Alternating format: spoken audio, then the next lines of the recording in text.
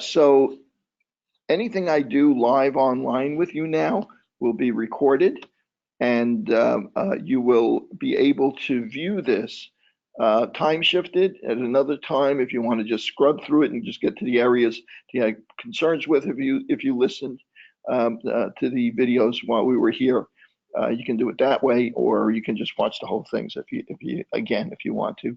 Or for those people that are not online now, they, of course, their only option will be to watch it as a recording. Okay, so let's go talk about what we've covered quickly previously to this.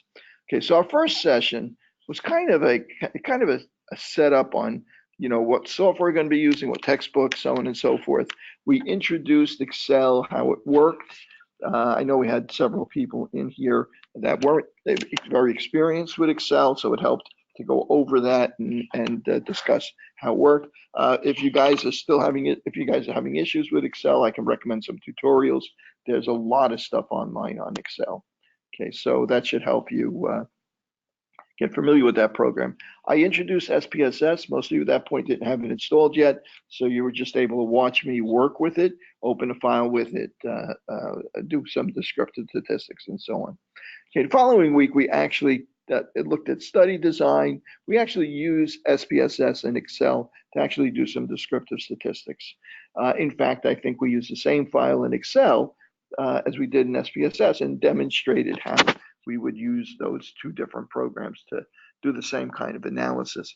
We also, you also may remember that we actually did an analysis, a derivation of a lot of these descriptive statistics directly from a data set of about 10 or 20 people, so that we actually figured out how to calculate the sum of squares, how to calculate the variance, how to calculate standard deviation mathematically, as if we were using a pen and paper and a calculator, although we were using Excel to do the actual math.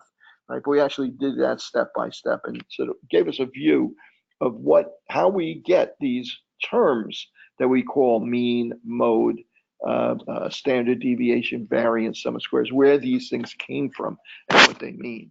Okay, so now that we know what they mean, I'm not going to beat that to death, right? From this point on, we're not going to calculate it the hard way like that. If we calculate it, we'll be using Excel, using the built-in functions in Excel. Went over this little of this last night in the review session. Use the built-in functions and so on and so forth. Even easier, we import the data into SPSS or enter the data into SPSS.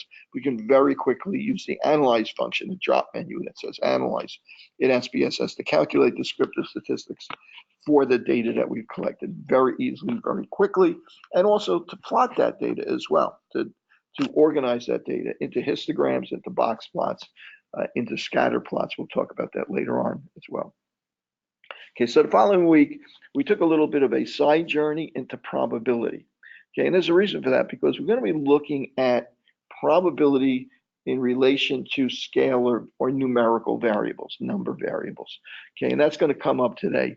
But for that session, we looked at a probability, we looked at Venn diagrams. There's homework that's posted now where some of you're asked to answer questions on some of this material. So we looked at that, and we applied what we understood, what we learned about probability. We applied it to a histogram. We applied it also to a few tables of data, and we also applied it more directly to diagnostic tests. Diagnostic tests are interesting kind of data, right? It's categorical data. It's not numerical data. It's categorical data, and it's categorical in the sense that you're generally trying to use a test to determine if a person has the disease, right? So generally, the way they work is that the person is either positive or negative. That's the way you use the test. Even tests that give you a number, for instance, the PSA test. If you have a PSA test under 4, that's considered negative for prostate cancer. If you have a PSA test over 4 or over, that's considered a preliminary positive a diagnosis for prostate cancer. Of course, we know that that test has a lot of false positives, so it doesn't necessarily mean you have prostate cancer if you have PSA over 4. In fact, a lot of adult males have PSAs over 4 as they get older because they get larger prostates. a larger prostate, more prostate-specific antigen, even if you don't have cancer. So at any rate, so even if it's a number, we generally describe the results of a diagnostic test as either positive or negative. So that's a categorical variable. It's a yes or no, uh, disease or no disease. And the test outcome is test positive, test negative. So we have two categorical variables: the test result, positive or negative, and whether or not the person has disease positive or disease negative. Okay, and then we set up a table which we call a crosstab or a contingency table, where the results of the diagnostic test are in rows and the outcomes, whether the person had the disease, are in the columns. And we were able to determine some specific numbers that are associated with diagnostic tests. One of them was sensitivity. Sensitivity is the percentage of time that the test correctly identifies people who have the disease. So one of the tests that we were playing with has a sensitivity of 80%. So that means if you have 100 people that have the disease, it'll correctly identify 80 people out of those 100 as having the disease. It's going to get 20 wrong. It's going to say 20 or negative. That negative is a false negative because they have the disease. It's just our test that didn't detect it. Similarly, there's another function called specificity. And specificity is how good the test is at telling you that you don't have the disease when in fact you don't have the disease. So if we have 1,000 people that don't have the disease and we have a test with a specificity of 90%, 900 of those people will be correctly identified as not having the disease. Unfortunately, 100 of them will be test positive for the disease, even though they don't have it. That is a false positive. So we can have true positives, true negatives. We can have false negatives and false positives, right? And the real key here is that the number that we're most interested in all of this is positive predictive value.